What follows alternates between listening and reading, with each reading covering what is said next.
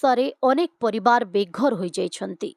ଅନେକ ଗରିବ ପରିବାର ପକ୍କା ଘର ଖଣ୍ଡେ ପାଇ ନ ପାରି ଭଙ୍ଗା ଦଦରା ମାଟି ଘରେ ରହି ଆସୁଥିବା ବେଳେ ବର୍ଷାରେ ଘର ଭାଙ୍ଗି ଯାଉଛି।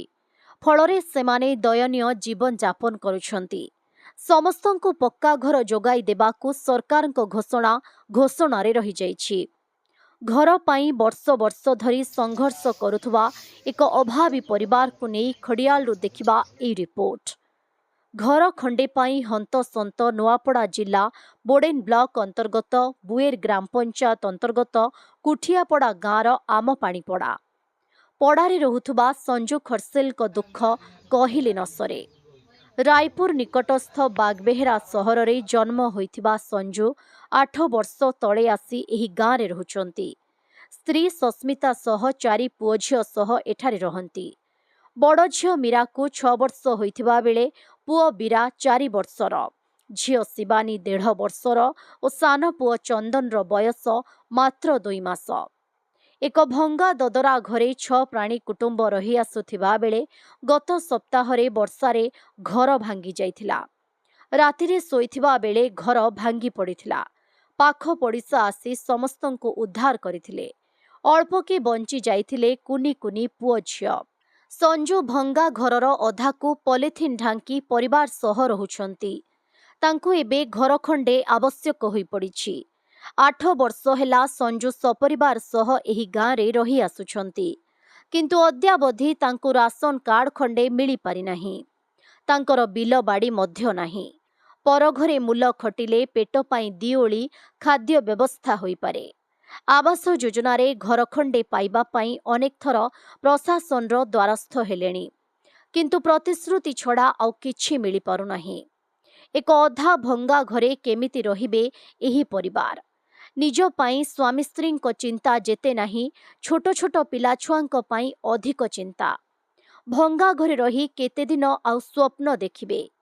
ଏନେଇ ବୋଡେନ ବିଡିଓ ପ୍ରିୟରଞ୍ଜନ କୁମାରଙ୍କୁ ପଚାରିବାରୁ ସରକାରୀ ନିୟମ ମୁତାବକ ତାଙ୍କୁ କ୍ଷତିପୂରଣ ବ୍ୟବସ୍ଥା କରାଯିବ ବୋଲି କହିଛନ୍ତି। ଆମେ ସବୁ ଶୋଇଥିଲୁ, ଛୁଆ ପିଲା ସବୁ କରି ଆଉ ବର୍ଷା ପାଣିରେ ସବୁ ଘର ଭାଙ୍ଗି ଗଲା। ଆମ ପାଖ ଆଖ ଲୋକ ଆସିକରି ଖିଚିଲେ। ତାପରେ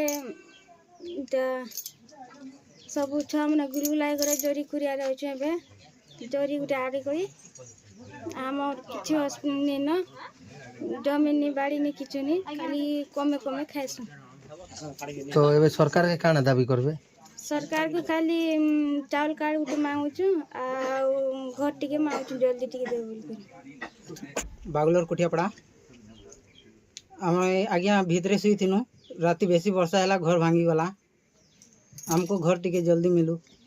କେତେ ପରିବାର থিস? 6 ପରିବାର ଆଜ୍ଞା। ପିଲା ଛୁଆ ସଙ୍ଗେ 6 ଲୋକ ରହୁଛ। ଘର ରାତିରେ ଭାଙ୍ଗିଗଲା ଆଜ୍ଞା। પછી କେନ୍ତା କଲେ?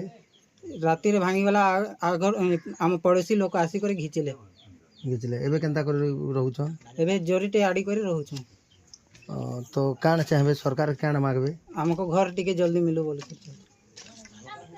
तो इन्हें देखो ना क्या मोना सहदेव माझी कुठिया पड़ा, तो ये पड़ा ना हो आमपानी पड़ा। तो आमपानी पड़ा जे संजू खरसेल हो तो तार खास घर हो बागबाहारा। तो इन्हें थाई बासिंदा हबार हो तो 10 वर्ष है इन्हें आसचे। तो आसला पर तार सब माने डॉक्यूमेंट पत्र आम एडे करिसु। तो गला वर्ष आधार कार्ड बनी सारी से साथ तो सेने आधार कार्ड बनी से चाउल तो नहीं मिल पारता। आम फिर सप्ले आज्ञा के भी लेख कर दीसु आर पीओ आज्ञा सरपंच के भी कहीसु। आर जड़े तांकर संगे आ गोटे भाई भी आसला ताके ई वर्ष ठानु चाउल मिलुचे। तो इन्हें आसिक क्या हो तो कथा स्थायी हिसाब से जरी जुरा छे करी काती घर गुरा बने से रोला सार। तो गला सप्ताह घूर्णी बात्या अनुसार ने तार घर भुसड़ी जैसी। तो भुसड़ी जैसे तो ई लोग भी ने मत ने कहबार कथा जे मेमोर बाबा मोर घर भुसड़ी गला पर कहले मुझी को कह तो तहसीलदार के कही कहा कर जरी पाल भी आनबा आनी कर मागी के गोटे सुविधा करतु से नहीं कह तो काली ही शुणली और मुई फिर आज इटा आसचे आगे। तो इन्हें ताके तुरंत गोटे इंदिरावास घर गोटे व्यवस्था कले कि वर्तमान रहा लगी भी कि तहसीलदार तरफर कि आरे तरफर एने जरीपाल पुला गोटे रही व्यवस्था कले मासे 2 मास अथाई हिसाब से। तो गला पर इंदिरावास घर गोटे जोगे देले ताके बने हेता आज्ञा।